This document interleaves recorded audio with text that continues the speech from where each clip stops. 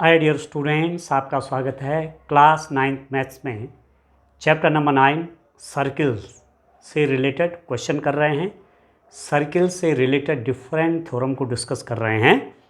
तो चलिए, यहाँ पर मैंने सर्किल से रिलेटेड कुछ प्रॉपर्टीज़ मैं आपको बताना चाह रहा हूँ। आप देखिए, एक वृत्त के चाप द्वारा अंतरित कोण angle subtend by an arc of a circle. ठीक है, किसी चाप के द्वारा अंतरित कोण। ठीक है, अब आप देखो चाप क्या हुआ। आप देखिए, किसी टाइम पर मैं ए से बी ये ले लिया। ठीक है, तो ये जो सर्किल है, सर्किल का सेंटर ओ है, ओ सेंटर का वृत्त है। तो मैंने एक चाप काट दिया, एक आर्क काट दी ए से बी तक। ये आर्क है, ये सर्कमफेरेंस का एक पीस है, परिधि का एक टुकड़ा, इसको बोलेंगे चाप। ठीक है, चाप ए बी, इंग्लिश में कहेंगे आर्क ए बी। ठीक है, इतना टुकड़ा आप काट के अलग कर देंगे तो इतना ही बचेगा ये। अब आप देख रहे हैं कि ए बी इस परिधि के, इस सर्कमफेरेंस के दो पार्ट हो गए। एक तो ए बी मैंने हटा के अलग कर दिया और बाकी ये भी तो ए बी हो गया। ठीक है, तो दूसरा आपका इसके पार्ट को भी, इस पार्ट को भी मैं ए बी से ही पढ़ूंगा, पर मुझे लिखना पड़ेगा इस वाले पार्ट को, ये लघु पार्ट है, लघु चाप,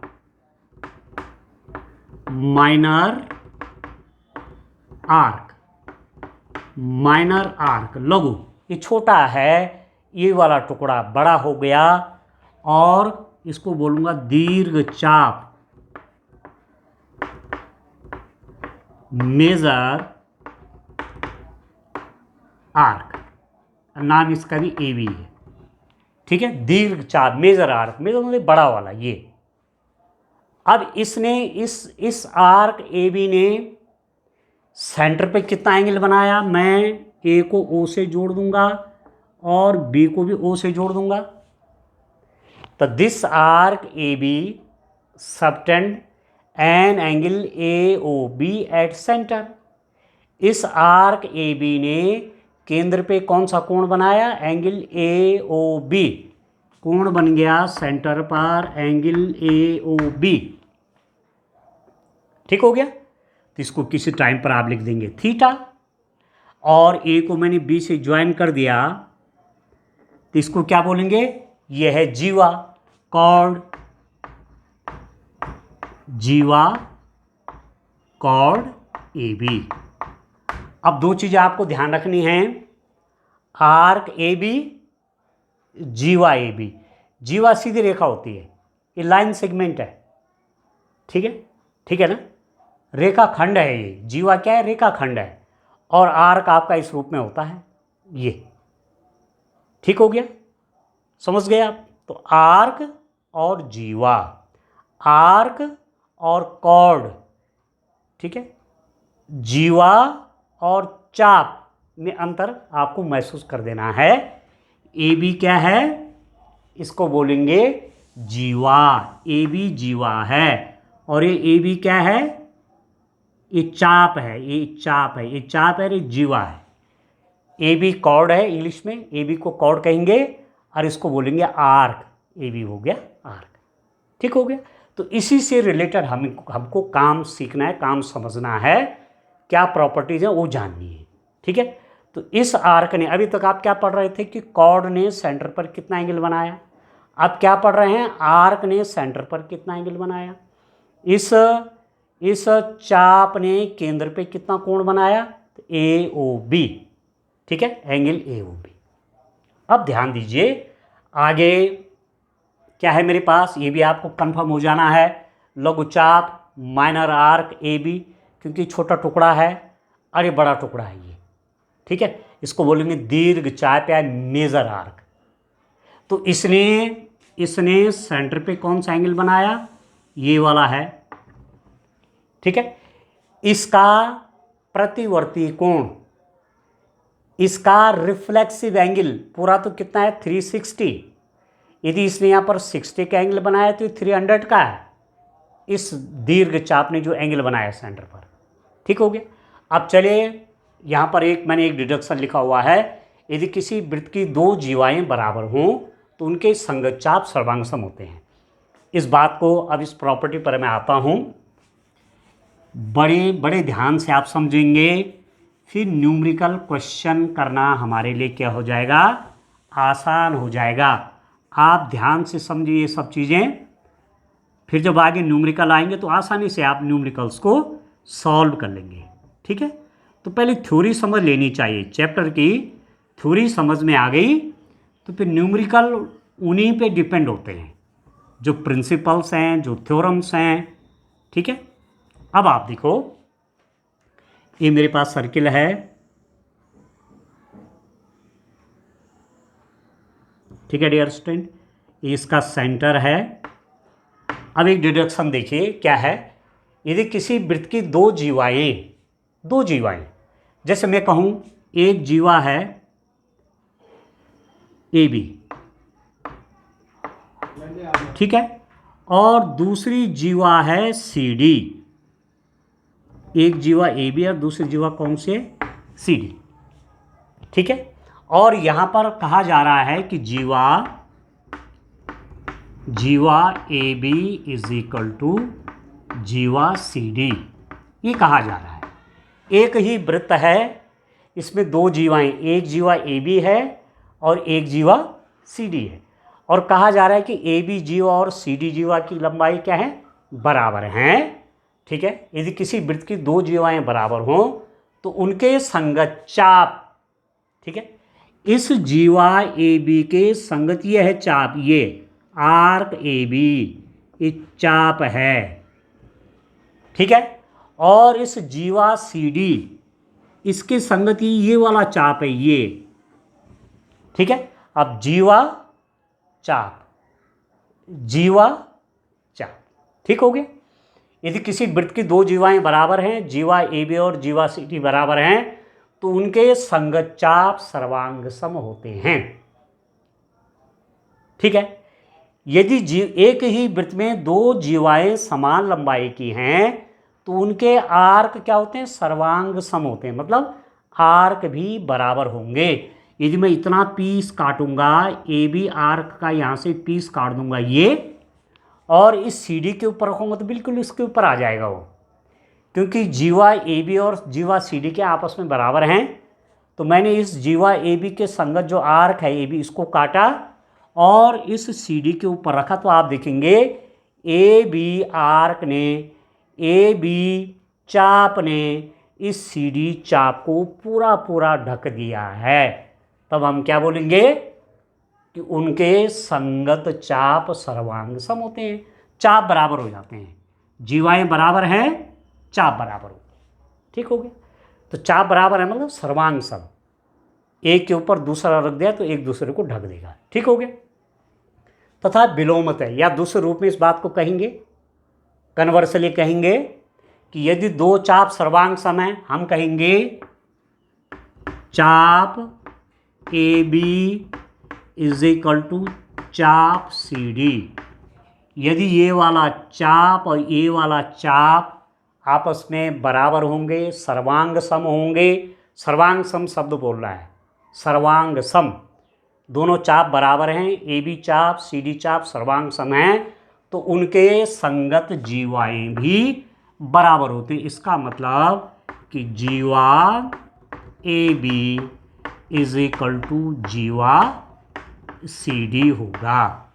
यदि चाप बराबर हैं तो जीवाएं आपस में बराबर होंगी, ठीक हो गया। अब इस पे इंग्लिश में देखो ये चीज़, if two chords of a circle are equal, two chords कौन है, this is chord A B is chord, C D is chord, chord A B is equal to chord C D, A B chord और C D cord आपस में यदि बराबर होंगे तो arc A B मतलब ये वाला एक कर्व पार्ट है जो ये arc A B will be congruent to arc C D. ठीक है, आर्क ए बी और आर्क सी डी क्या होंगे, कॉन्ग्रेंट होंगे। ठीक है, कॉर्ड बराबर हैं, किसी एक सर्किल में कॉर्ड, दो कॉर्ड बराबर हैं या तीन कॉर्ड बराबर हैं तो उनके करिस्पॉन्डिंग आर्क्स क्या होंगे, कॉन्ग्रेंट होंगे, मतलब वो भी बराबर होंगे।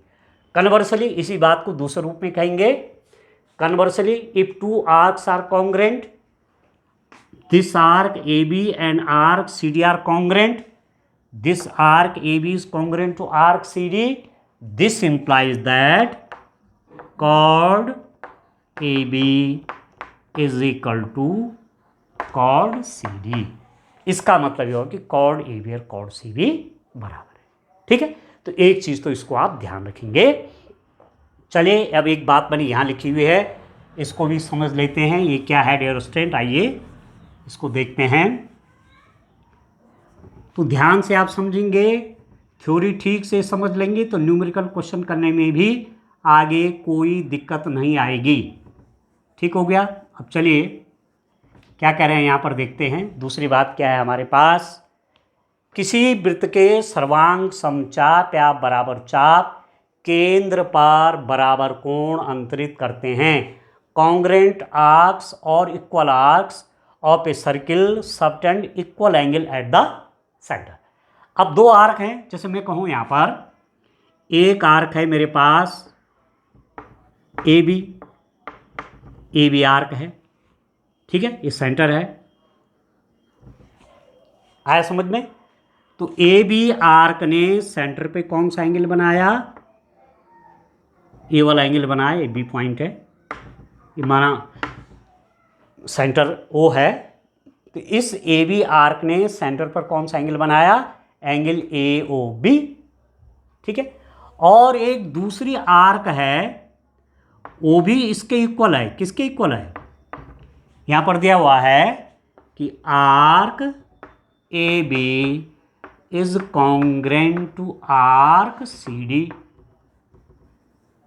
ठीक है, आर्क ए बी और आर्क सी डी कॉन्ग्रेंट मतलब इक्वल आर्क हो गए। Arc A B arc C D equal है, बराबर है। तो इसने सेंटर पे कौन सा एंगल बनाया, आप देखो इसने सेंटर पर एंगल बनाया डी ओ सी या सी ओ डी। तो यहाँ पर इस आर्क ए बी ने जो सेंटर पर एंगल बनाया, एंगल ए ओ बी इस आर्क ने सेंटर पे सबटेंड किया, और आर्क सी डी ने सेंटर पे कौन सा एंगल सबटेंड किया, एंगल सी ओ डी। इस आर्क सी डी ने सेंटर पर एंगल क्या सबटेंड किया, C O D. Arc A B और आर्क सी डी क्या कॉन्ग्रेंट हैं, इक्वल आर्क हैं। तो ये दो एंगल भी आपस में इक्वल होंगे। This implies that this angle will be equal to this angle, because arc A B is equal to arc C D in a circle. If two arcs are equal then they subtend equal angle at center।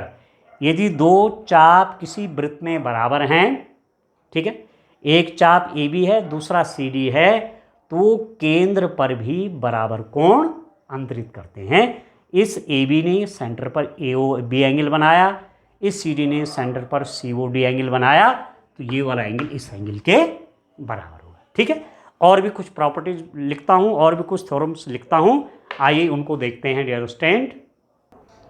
Dear students. Theorem 9.7 आप देखिए, बड़ी important theorem है, इससे related question आता ही आता है, आपके exam में भी आएगा और कॉम्पिटिटिव एग्जाम में भी क्वेश्चन आता है इससे रिलेटेड। इसको देखिए ध्यान से। एक चाप द्वारा केंद्र पर अंतरित कोण, एक चाप है पी क्यू।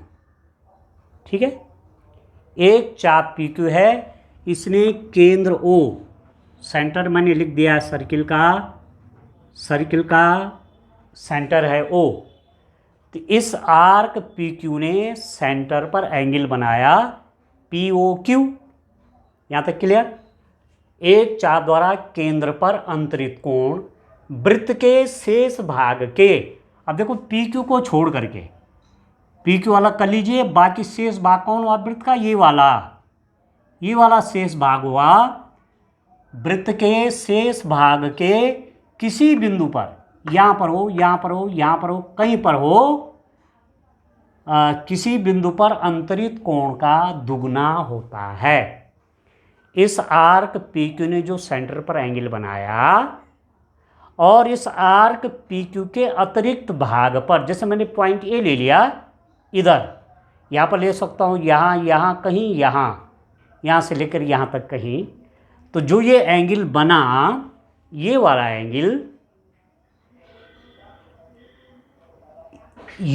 एंगल इसका डबल होता है। यदि 60 है तो ये 30 है, ये 30 है तो ये 60 है, मतलब ए वाला एंगल इस एंगल का क्या होगा, डबल होगा। ठीक है, अंतरित कोण का दुगना होता है। चाप के द्वारा केंद्र पर अंतरित कोण वृत्त के शेष भाग के किसी बिंदु पर अंतरित कोण का दुगना होता है। ये वाला एंगल हमेशा इसका डबल होता है। ठीक है, यदि ये 30 है तो ये 60 है, यदि ये 45 है तो ये 90 है। ठीक है, यदि ये 60 है तो ये 120 है। क्लियर हो गया। The angle subtended by an arc at the center, the angle subtended by an arc at the center is double the angle subtended by any point on the remaining part of the circle। इस arc P Q ने जो centre पर angle बनाया और remaining part, इस P Q के अतिरिक्त कोई भी पॉइंट ले लेंगे, उसको जब ऐसे ज्वाइन कराएंगे तो जो ये एंगल बनेगा, इस एंगल का डबल ये होगा। यदि ये 40 है तो ये 80 होगा, ये 45 है 90 होगा। ये थ्योरम है। ठीक है, तो चलिए अब मैं इसको प्रूव भी कर लेता हूं। थ्योरम भी आप तैयार रखिए और आगे जब न्यूमेरिकल क्वेश्चन होंगे तो भी करेंगे।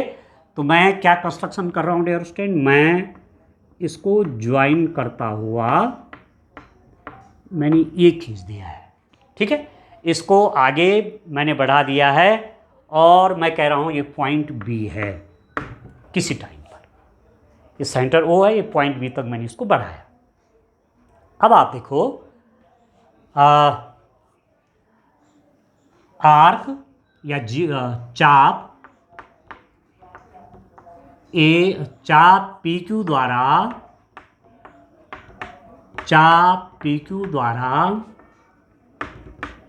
केंद्र पर बना कोण, चाप पी क्यू द्वारा केंद्र पर बना कोण एंगल पी ओ क्यू है। Angle made by arc at the centre O is angle P O Q. ठीक हो गया। अच्छा, दूसरा देखिए, पॉइंट ए पर, बिंदु ए पर चाप पी क्यू के द्वारा अंतरित कोण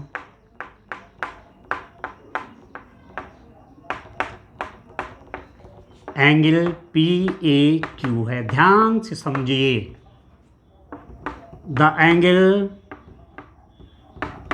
subtended by arc P Q at A is angle P A Q. ठीक है, वी हैव टू प्रूव, हमें सिद्ध करना है। क्या सिद्ध करना है? क्या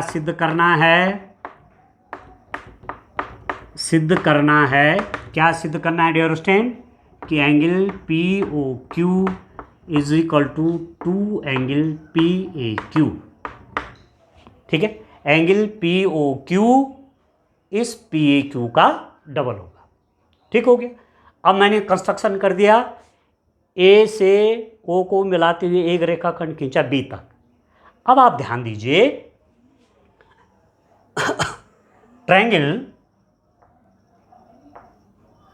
ट्रायंगल ए ओ क्यू में, ट्रायंगल ए ओ क्यू में, इस ट्रायंगल के लिए ये क्या हो जाएगा?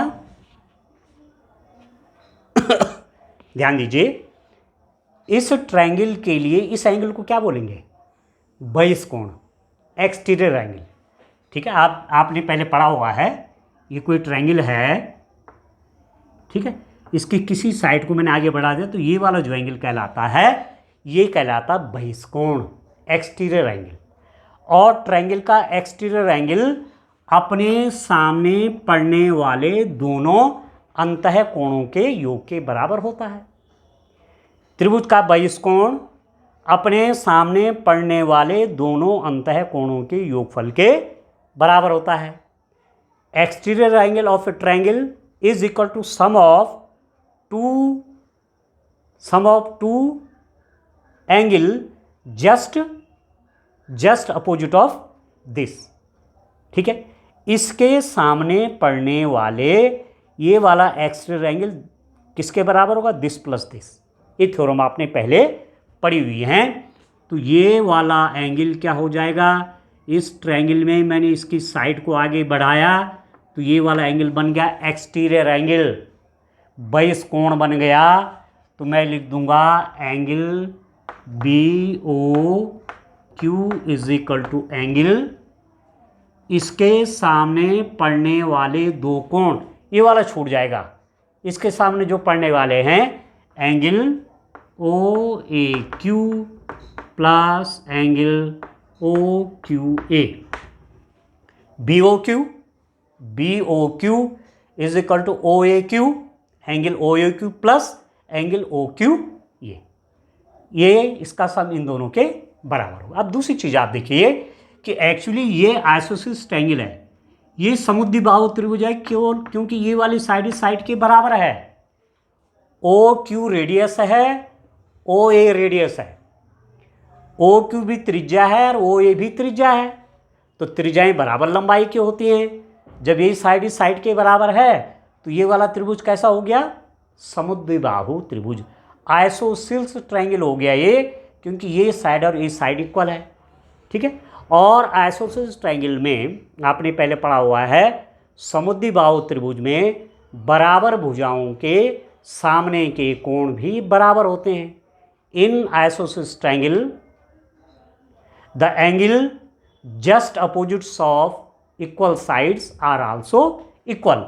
इसके सामने पड़ने वाला ये वाला एंगल और इसके सामने पड़ने वाला ये वाला एंगल आपस में बराबर होंगे, क्योंकि दो साइड्स इक्वल है। ये साइड इसके इक्वल है, इसके सामने पड़ने वाला ये वाला एंगल इसके सामने पड़ने वाला इस वाले एंगल के बराबर होगा। सिंस मैं लिख दूंगा कि angle O A Q is equal to angle O Q A. यहाँ आप लिख देंगे because O A Q is an isosceles triangle and O Q is equal to O A. ठीक है डियर स्टूडेंट, अब क्या करेंगे? O A Q plus O Q A की जगह, इसकी जगह भी मैं ओ ए क्यू रख दूंगा, इसकी जगह भी ये रख दूंगा। तो कितना हो जाएगा? This implies that angle B O Q is equal to angle O A Q plus इसकी जगह भी ये लिख देता हूं angle O A Q. Clear हो गया? अब चलिए आगे बढ़ते हैं डियर स्टूडेंट। यहां मैं इसको प्रूव करते हैं। देखिए, आप देखिए ध्यान से, angle B O Q is equal to 2 angle O A Q, 2 angle O A Q. Equation number 1। ये वाला एंगल इसके डबल हो गया, ये वाला एंगल इसके डबल हो गया। सिमिलरली इसी प्रकार से, इसी प्रकार मैं क्या लिख सकता हूं कि ये वाला एंगल इस एंगल का डबल होगा, क्योंकि ये भी एक्सटीरियर एंगल है, ये भी क्या है, बहिष्कोण है, ये बहिष्कोण इन दोनों के इक्वल होगा, this is equal to sum of this and this, और ये वाला एंगल इसके बराबर है, इसलिए ये वाला एंगल भी इसके डबल हो जाएगा। दिस इंप्लाइज दैट मैं लिख दूंगा angle P O P is equal to 2 angle P A O, ठीक है, या ओ ए पी ऐसा भी लिख सकते हैं, O A P angle P O B की वैल्यू इसका डबल हो जाएगा। इक्वेशन नंबर 2, ठीक है। Adding equation 1 and 2, adding equation 1 and 2, समीकरण 1 और 2 को जोड़ने पर, जोड़ूंगा तो लेफ्ट हैंड साइड से जुड़ेगा, राइट हैंड साइड से जुड़ेगा, ठीक हो गया। तो angle B O Q plus angle P O B is equal to 2 angle O A Q plus 2 angle O A P. Left hand side में जुड़ेगा, राइट हैंड साइड में जुड़ेगा, ये आगे मेरे पास, ठीक है। अब चलिए और आगे सॉल्व कर लेता हूं। आप देखिए, यहां देखिए डियर स्टूडेंट, इसको देखिए आप, B O Q plus P O Q ये वाला angle plus P O B ये वाला एंगल, दिस प्लस दिस, ये कौन सा एंगल है, दिस प्लस दिस, तो इन दोनों का सम एक्चुअली हो क्या जाएगा, ये पूरा P O Q. This implies that angle P O Q is equal to, P O Q क्या हो जाएगा, मैं 2 कॉमन ले लूंगा, तो एंगल ओ ए क्यू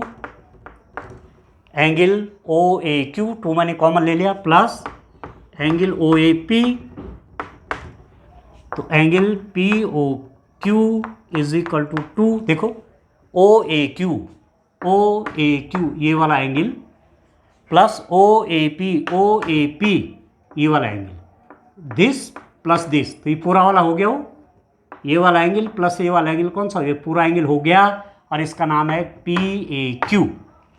तो 2 एंगल पी ए क्यू, यही प्रूफ करना था, प्रूव्ड,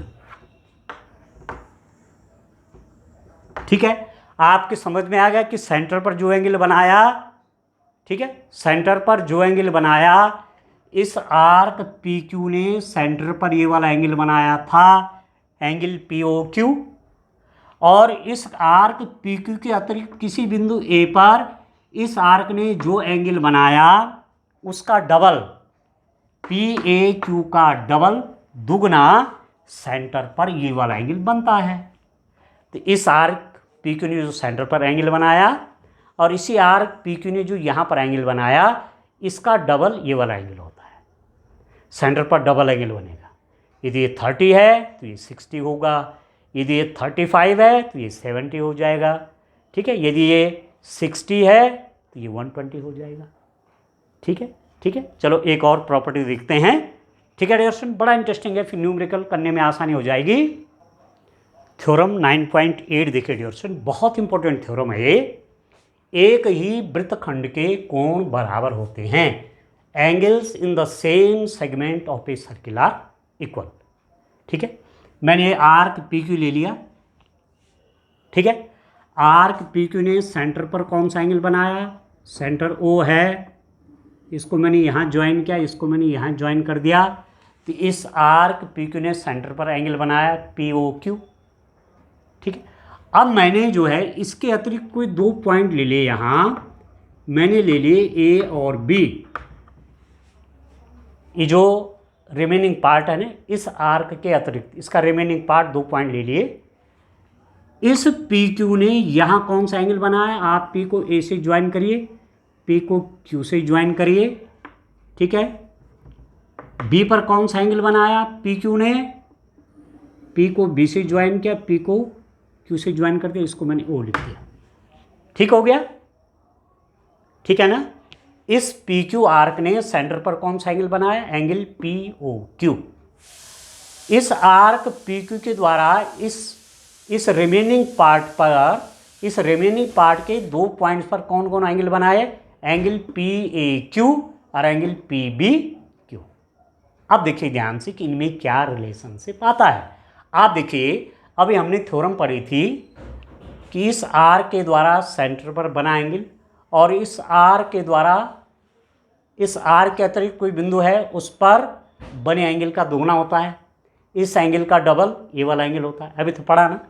तो सीन्स मैं लिख दूंगा angle P O Q is equal to 2 angle P A Q. P A Q का डबल करूंगा तो ये वाला एंगल आएगा सेंटर पर। Equation number 1। फिर देखिए angle P O Q is equal to, P O Q is equal to इस वाले एंगल का डबल होगा। देखो ए के आर्क पर बने हुए हैं, ए के आर्क के लिए इस आर्क ने सेंटर पर ये वाला एंगल बनाया, इस आर्क ने इसके दूसरी तरफ ये वाला एंगल बना दिया पी बी क्यू, तो इस एंगल का डबल ये वाला एंगल हो जाएगा। तो angle P O Q is equal to 2 angle P B Q. Equation number 2। ठीक है। अब लेफ्ट हैंड साइड दोनों इक्वेशंस का बराबर है, तो this implies that right hand side बराबर हो जाएंगे 2 angle P A Q is equal to 2 angle P B Q. दोनों के राइट हैंड साइड बराबर हो जाएंगे, 2 से 2 कट जाएगा। This implies that P A Q angle P A Q is equal to angle P B Q. एक ही वृत्तखंड के कोण बराबर होते हैं। Angles in the same segment of a circle are equal. Same segment में जो एंगल बना हुआ है ये वाला और ये वाला इस आर्क पी क्यू के द्वारा, ठीक है, ये दोनों एंगल इक्वल होंगे। और भी एंगल कोई बन रहा है तो वो भी इक्वल होगा, और भी एंगल कोई बन रहा है तो क्या होगा, इक्वल होगा। ठीक है डियर स्टूडेंट। अब मैं इसी पर एक बात पे आता हूं। आप देखो कि यदि मैं क्या करूं, इसी पर एक डिडक्शन और ले लेता हूं, बहुत इंपॉर्टेंट डिडक्शन। ठीक है, बहुत ही इंपॉर्टेंट डिडक्शन ले लेता हूं। आप देखिए इसी सर्कल से रिलेटेड है, ये इसका सेंटर है। ठीक है। अब मैं पी क्यू कहाँ ले रहा हूं, देखो पी क्यू में ले रहा हूं यहां, ये है P Q. Arc P Q क्या हो गया, semi circle. Arc P Q semi circle है। ठीक है।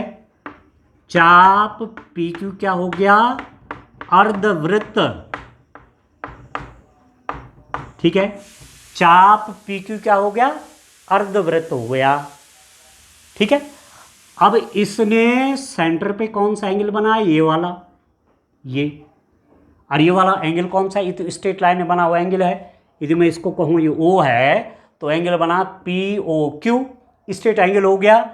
Angle P O Q is equal to कितना हो जाएगा, 180 डिग्री। इस सेमी सर्किल ने, इस अर्धवृत्त ने जो सेंटर पर एंगल बनाए 180 डिग्रीज होगा, वन लाइन में आ गया। अब इसी सेमी सर्किल ने यहां मैंने माना क्या ले दिया, यहां मैंने ले लिया एन कोई पॉइंट ले लिया, इसने यहां ये एंगल बनाया।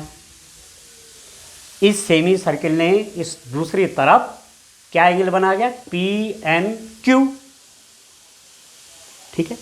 और आप जानते हैं कि इसके द्वारा सेंटर पर बना कोण इसके द्वारा इसके दूसरे भाग पर बने कोण का दूना होता है। आप जानते हैं since angle P O Q is equal to 2 angle P N Q, इसका डबल पी एन क्यू इसका डबल कर दूंगा तो सेंटर का एंगल आ जाएगा। इसके द्वारा सेंटर पर बना कोण, इसके द्वारा यहाँ बना कोण, इस एंगल का डबल ये होता है। और ये वाला एंगल कितना है, पी ओ की स्ट्रेट एंगल हो गया। ठीक है, एक रेखा में रुजु कोण हो गए 180 डिग्री का। तो 2 angle P N Q is equal to 180 degrees. P N Q देखो angle 2 angle P N Q ये मैंने लिख दिया यहाँ। अब पी ओ क्यू क्या है 180 है। This implies that angle P N Q 2 से डिवाइड करेंगे तो ये हो गया 90 डिग्रीज। ये एंगल आ गया डियर स्टूडेंट आपके पास 90 डिग्रीज। ठीक हो गया। तो एक थ्योरम बन जाता है, एक डिडक्शन आता है कि अर्धवृत्त में स्थित कोण समकोण होता है। अर्धवृत्त का कोण समकोण होता है। अर्धवृत्त का कोण समकोण होता है। अर्धवृत्त का कोण समकोण होता है। ठीक है, अर्धवृत्त का कोण समकोण होता है। Angle in the semi circle is right angle. Angle is the semi circle. Angle is the semi circle is the right angle. Angle in the semi circle, angle is the semi circle, angle in a semi circle is right angle. ठीक से समझिए, ये अर्धवृत्त है, ये semi circle है। Semi circle यहाँ कितने degree का एंगल बनाएगा, 90 डिग्रीज का एंगल बनाएगा। ये अर्धवृत्त है, आधा वृत्त यहाँ आधा यहाँ है। तो अर्धवृत्त में स्थित कोण समकोण होता है। ये अर्धवृत्त कोण जहाँ बनाएगा वो 90 डिग्री का एंगल होता है। तो एक डिडक्शन आप ये भी याद रखेंगे कि अर्धवृत्त का कोण समकोण होता है। Angle in the semi circle is right angle. तो ये सब चीज़ें आप तैयार रखिए, जब आगे न्यूमेरिकल करेंगे तो वहाँ हमको आसानी होगी। ठीक है डियर स्टूडेंट, थैंक यू।